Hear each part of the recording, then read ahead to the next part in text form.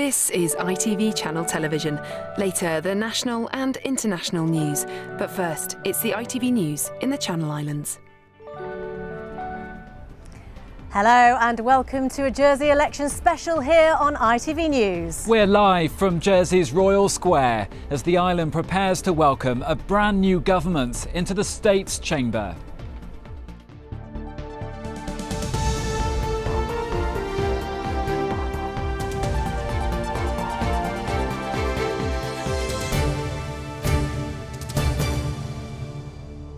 Coming up on the programme tonight, the highs. Yes, Sammy Mezek. And the lows. We reflect on a rollercoaster night for Jersey politics. A winner for women. Female candidates top the poll for senator. An historic moment for the island's government. Who's new and who's through? Meet the fresh political faces hoping to shake up the Assembly. And you tell us what you want from the people you've put in power.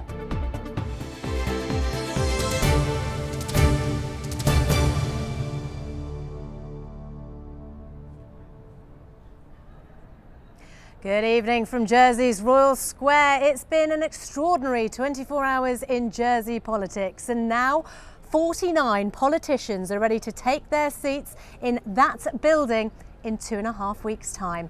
Tracy Valois became the first woman to top the island-wide senatorial poll in 28 years, last done by Corrie Stein back in 1990. Well, here's the full list of the elected senators.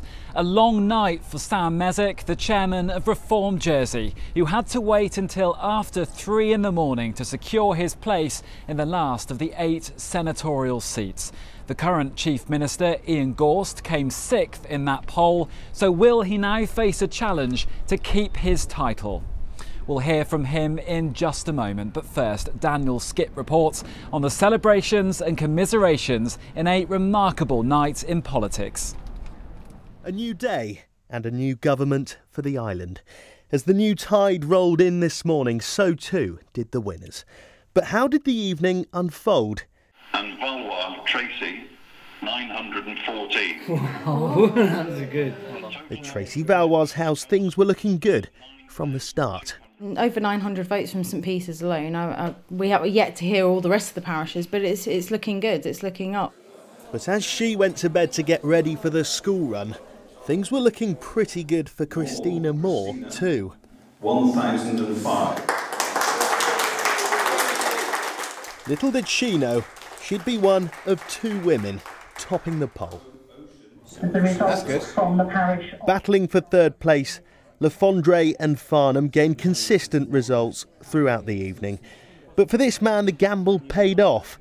Steve Pallett didn't miss a single announcement last night.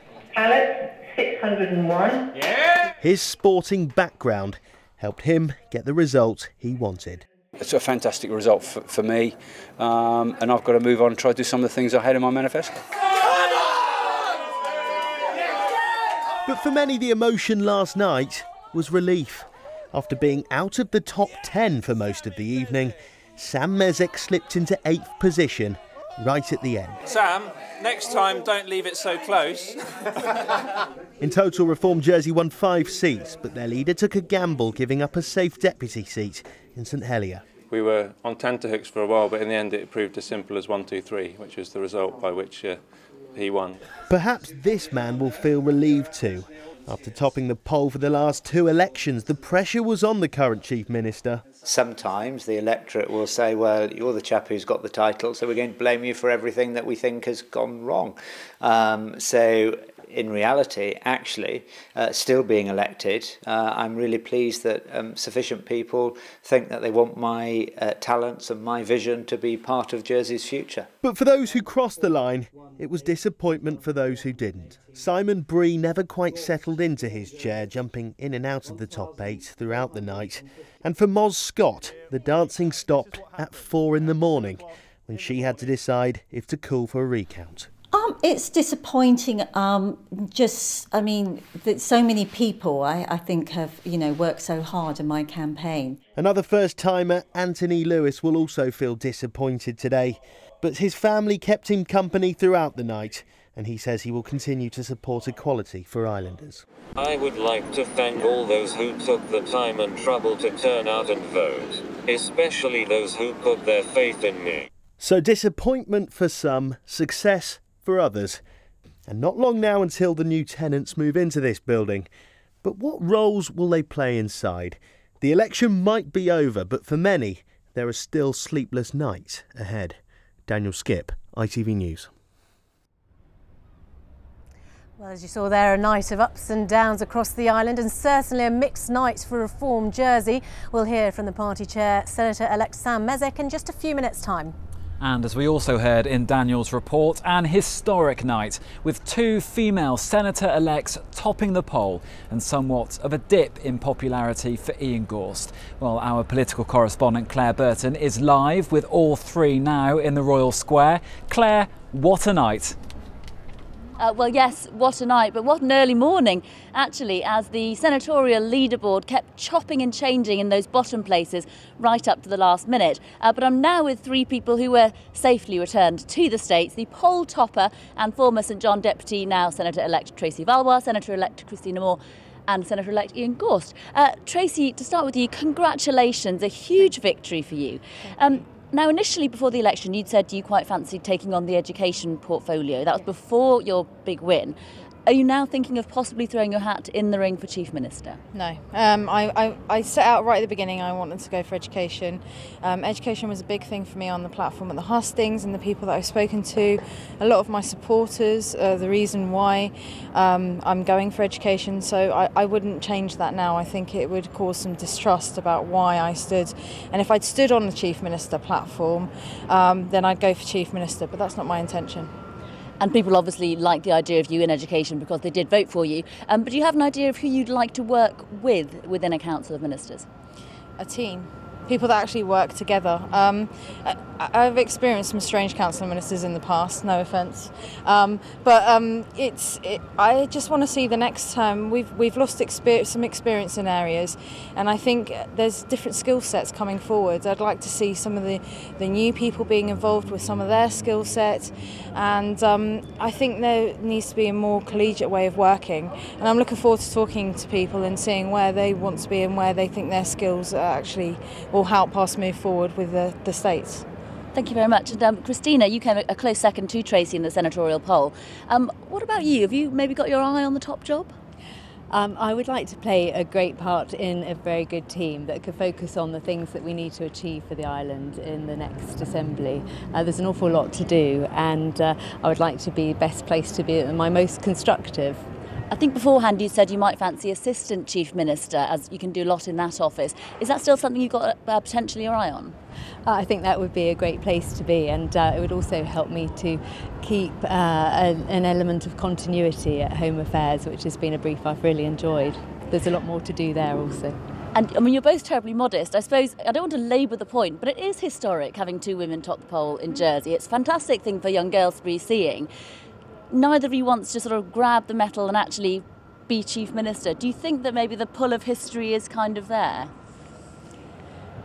It's a question that's very much asked, and I understand why people want to see that. But we also need to make sure that the island has the best people doing the right jobs. And I think it's been a fantastic thing to see Tracy and I get the vote of support that we did last night.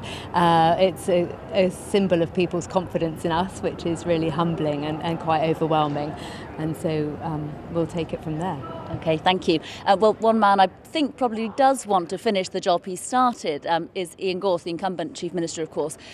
So will you be seeking to be re-elected as Chief Minister? Well, firstly, I want to congratulate all of those people who were elected last night. I think when we look at the round of people who were elected, we see that the island voted for some fantastic candidates. I'm really excited about the next States Assembly. I think, as Tracy said, there's a clear message to us.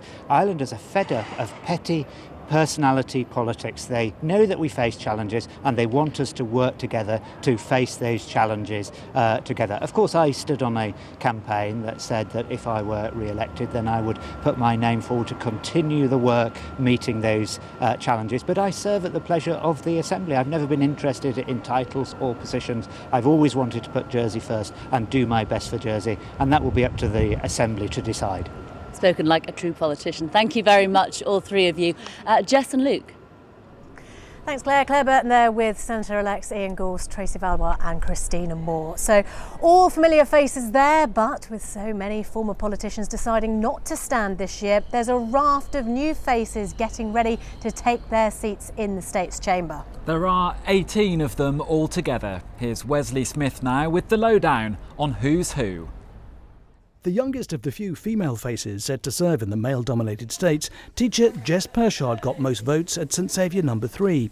She vows to give a voice to deprived children and families. As a teacher, I have a lot of expertise in safeguarding children and educating them, so I'd like to apply those skills to the best of my ability to support those children in need. Mary Lahegara broke ground as Jersey's first female police inspector. Now, as new deputy for District 3-4 in St Helier, she says she'll be pushing for more affordable housing. She'll work alongside new deputy Steve Iyer. Next door in St Helier No. 2, Reform Jersey's Karina Alves, who says she wants to make the states more representative of Jersey's population. New face Robert Ward will also serve St Helier No. 2. Former centenaire with a health service background, Trevor Poynton, becomes deputy for St John. He wants to explore park and ride options to ease commuter traffic. I don't want to drift off into the ivory towers of the ministerial roles or assistant minister roles at this juncture. Maybe in a couple of years' time or so, if there is a role. But I'm there to represent the parish.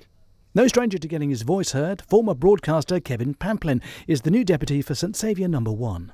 Had I had any sleep was my first thought when I woke up this morning, but I've compared it to when my daughter was born. All of a sudden, all this build-up, all this work, all this build-up, and then the moment happens, and then you realise that your life has changed. Lindsay Ash tastes victory in St Clement and says he wants to support genuinely vulnerable islanders and protect jobs. Well, I think first and foremost I'm representing the people of St Clement. That's got to be the main thing, so trying to secure some definite future for the greenfield sites and make sure they're not developed on has got to be my main aim.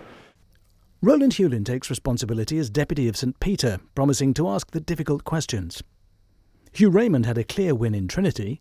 In St Lawrence, parishioners went to the polls to vote for a deputy for the first time in 10 years, the victors Kirsten Morell and Gregory Guida.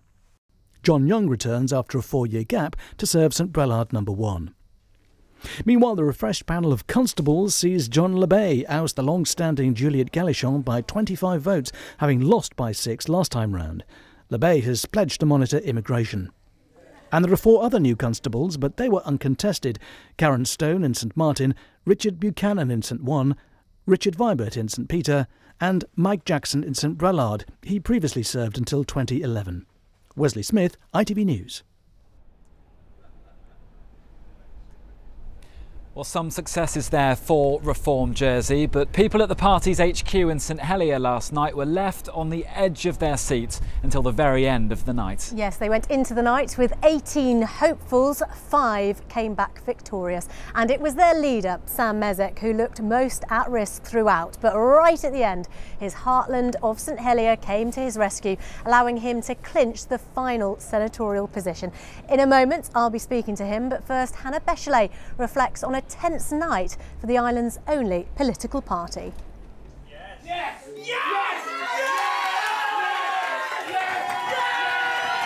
Reform Jersey ended last night on a high. With the final declaration of the election, Jersey's only political party got their first ever senatorial seat for their chair, Sam Mezek. A great result. It's really been a roller coaster of a night, and St Helier really came through in the end for Sam and the party in a spectacular way. St Helier also came through for the party by electing 3 Reform Jersey deputies in District 2. 2 of them are new faces to the state, with Karina Alves the first Portuguese dual national to be elected in the island. There definitely needs to be more variety in the States, more representation of the island, and hopefully I'm the first step to possibly encouraging other people in the future. We've led a campaign that's based purely on policy, not on personalities, and on actually engaging with people on the doorsteps, and it's been successful. And success? And a sigh of relief that Deputy Monfortadier kept his seat in St Helier No. 2, although he wasn't with the party to hear the results. That relief soon turned to despair, though, as the rest of the deputy results came through. 17 deputy candidates had stood for Reform Jersey. Only 4 of them were elected. Great night for me. Less so for the party, only moderate progress. We wait to see what happens next. What happened next was a tense couple of hours listening to the senatorial results. As it became clear Chair Sam Mezek was going to struggle for a seat, he left the party and went home instead, leaving a tense atmosphere behind him. There is a real sense of disappointment that they didn't get more deputies in, and disappointment that it looks like Sam, their chair, isn't getting in too. But that disappointment soon turned to celebration as Sam topped the poll in St Helier, clawing back the 1,000 votes he needed, giving those who had stuck it out all night at the party a reward for their patience. Hannah Bechley, ITV News, Reform Jersey HQ. Just to make a slight correction there, Monfortadier, of course, returned to St Brelard No. 2, not St Helier No. 2. Right, well, back to that report. We didn't see Sam, obviously, there react to that nail-biting result last night. I am pleased to say he is here with me now. Sam, congratulations. Thank you. First of all, I have to ask you, because we didn't see you, how and when did you find out that you'd won? Not until a little while after the result had been called. I was taking a bit of time out. People react to election results very differently, and I wanted to have some time alone with my family, so I didn't find out until shortly afterwards, and then was obviously delighted and made a few phone calls and spoke to some of my party colleagues to talk about it. Just to explain why you went home, because some of your establishment critics said, you know, you're trailing in 11th position, that you bailed when the going got tough. Is that true?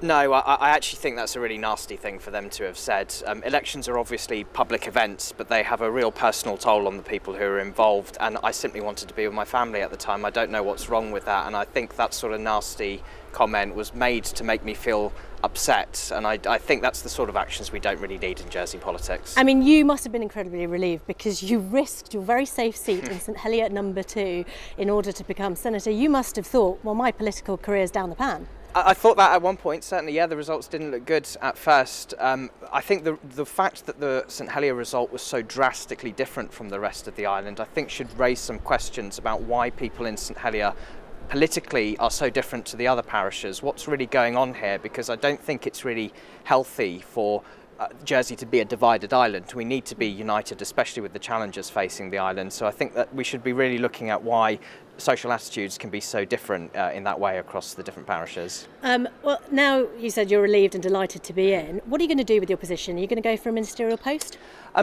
It's difficult to answer that, because at this point we don't know who's going to be Chief Minister. I stood for senator because I wanted to be in the running for a ministerial post, because I don't want to be someone who shouts from the sidelines. I wanted to be at the forefront of delivering positive change, and I'm really proud of the manifesto that I stood on. So it remains to be seen, but if there is an opportunity to make a positive difference, then I will rise to the challenge, because people of Jersey deserve politicians who are prepared to stick their neck out like that. If you feel you can work with who's standing, what position would you go for? There's a few that I'd look at. Anything to do with children's services is something I feel very strongly about, and think I've got experience because of the last 4 years in this term. Housing, home affairs is something I'd be interested in too, because of the scrutiny roles I've played. There's lots of work to be doing, but I'm prepared to make a positive contribution if I get the opportunity. Let's take stock of your party as a whole now. 18 candidates, 5 of them victorious. Some labelled that a political disaster. What's your take? Again, you have to question the agenda of people who make these comments. We were being ambitious with this election, there's no doubt about that, and I think that has certainly been a big talking point here. We've got 5 members elected. The 2 new deputies, Deputy-elect Ward and Deputy-elect Alves, are going to, I think, make a really positive difference. This is the strongest that a political party has been for 70 years in Jersey, and it's the strongest that a centre-left party has ever been in Jersey. So I think this shows we're on the rise. And finally, very briefly, what are your priorities now? Give us the key issues you're going to be... Affordable housing. The cost of housing is the single biggest contributing factor to poverty in Jersey, and we need to get to grips on this. I listened to some of the comments of other senatorial candidates, and I know that there's progress to be made here. OK, Sam Mezek, thank you very much indeed. Interesting to hear your thoughts. Well, Sam Mezek and Reform Jersey there have some clear ideas about what they want to deliver for Jersey. You just said affordable housing there, but what changes do Islanders want to see over the next 4 years, and what do they think of their new politicians? Our reporter Susan Ripple's been all over the island to gauge the mood on the street. For those who chose to have their say in this election, today was a time to reflect and digest the outcome. At the market, Rachel Fay had an early start after volunteering at one of the counts. We now have 3 female senators, and for 2 ladies to come top of the poll, that's almost a shocker, but I'm very pleased that they've now come forward. Beatrice Poirier is optimistic about what's to come. I'm hoping that they will be looking at small businesses and supporting them as much as possible. At Highlands College, there was a push to get more young people to vote, and it seems to have paid off. One of the senators I was looking for, he didn't get in, but some of the other senators I voted for, they got in, and that's good enough for me. If I was going down on my Instagram or Facebook feed, a lot of the sponsorships would come up, and I would stop to look at them, and what they did show and provide, or the videos they created, were quite helpful, and they did give a lot of information on why to vote for them. I think Jersey needs to change, and for young people for disability, I vote for Ant. The reason I vote for him because he's so passionate about disability. Would you do it again? Yes, I would.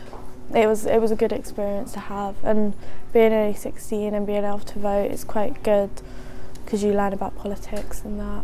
In the heart of the finance district, there was a lot of political chat over lunch. I was delighted at how many people I saw, certainly in my parish hall, voting. I think people have really taken this election on, knowing how important it is with all the changes with Brexit and everything else coming up. It's always good that the right person gets in, regardless of gender or anything else, but it is definitely brilliant to have representation. We need more women, definitely, in Parliament. I'm pleased that there are a good number of people from the previous Council of Ministers. I joined these ladies as they perused over the results, but they're not entirely happy. Very disappointed, very disappointed. Why is that? Because Sam Mezek should have come to the top, without a doubt. All he's interested in is the island. They've got their views and they've made their decisions, but now it's over to the politicians to make good on what they've pledged. Susan Ripple, ITV News.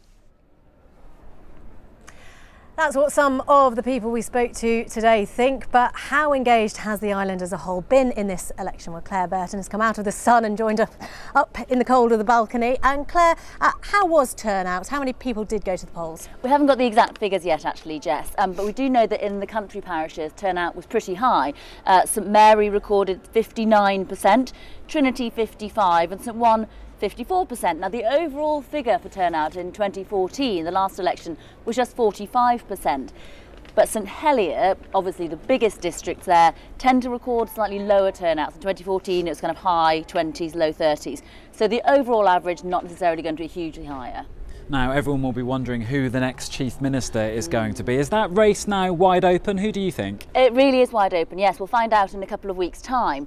So they've got the next week or so to kind of throw their hats in the ring, if you like. And there's lots of new faces. So basically, the Chief Minister is elected by all the rest of the state's members. And because there's lots of new people, all those votes are there to court, aren't they? The incumbent Ian Gorst is no doubt weakened by coming 6th in the senatorial poll. Had he come higher, he'd be in a much stronger position to court for votes and offer potential rivals positions. So the likes of John Lafondre, Lyndon Farnham, who've also expressed an interest, they're not going to want to take a kind of a second post, ministerial post from Ian Gorst because they beat him in the poll. But equally, if they go against each other, it divides the kind of anti-Ian Gorst vote. So it's very much all to play for. But I think they have to declare by next Thursday or Friday to leave a good clear 5 working days before the actual vote. So 18 new faces, but party politics didn't quite make the inroads that they were predicting, were they? Not really, no. I mean, Reform certainly successful in its St Helier heartland, and they made a real kind of targeted campaign in St Helier number 2, and it worked for them. But if we look at it a slightly different way, as in the status quo, so the existing Council of Ministers, members that stood, all got in, the likes of Christina Moore, Lyndon Farnham, Ian Gorst. And if you see that status quo as almost like a party or a grouping in itself, then that kind of is a group that stayed in. Also St Helier number 1, the 3 incumbent deputies campaigned together, they were on social media together, supported each other in the hustings, and they all got in. So these groupings are emerging if it's not party politics per se yet. And what about Reform? Because Reform was saying the divide in voting between town and country actually shows the island is divided. What do you think of that? It's a simplistic view. We know about a third of the population lives in St Helier, so it's a hugely significant voting bloc. But Reform, you know, they did okay in the country parishes. I think their real problem is they actually put maybe too many candidates up, and it scared some people off. Reform's actual manifesto was progressive, pretty moderate, and it wasn't all about taxing the rich, which I think a lot of people thought and tarred them with that kind of red Corbyn brush. That's not really what they were about, but I think a lot of people got scared off by that, and particularly in the country parishes, just didn't vote for them. Look at Montfortadier, a really popular, effective local deputy, just scraped in because he was on that Reform ticket. So really interesting to see what the future will hold for them. Absolutely. Fascinating insight. Thank you very much for that analysis, Claire.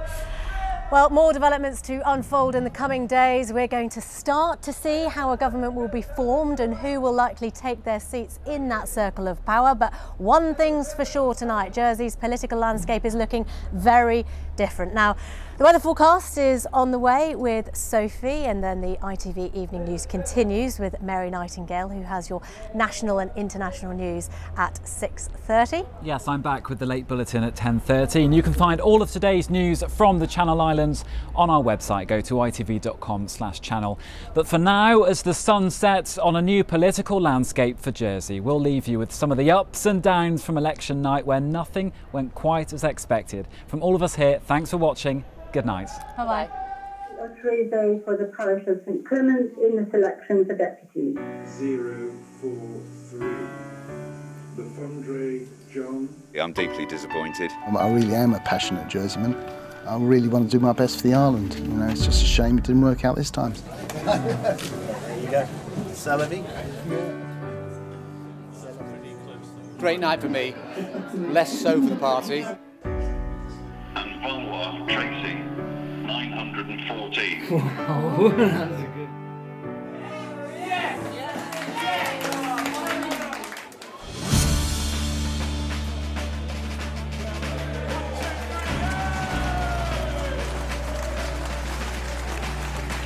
Delighted.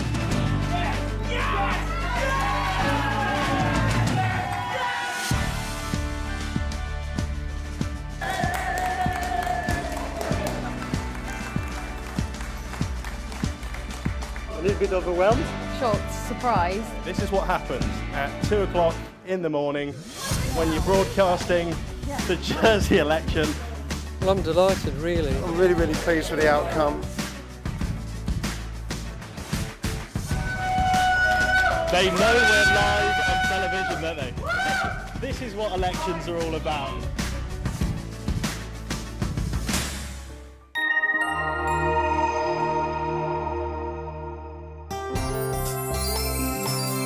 Yes, that's a bright outlook.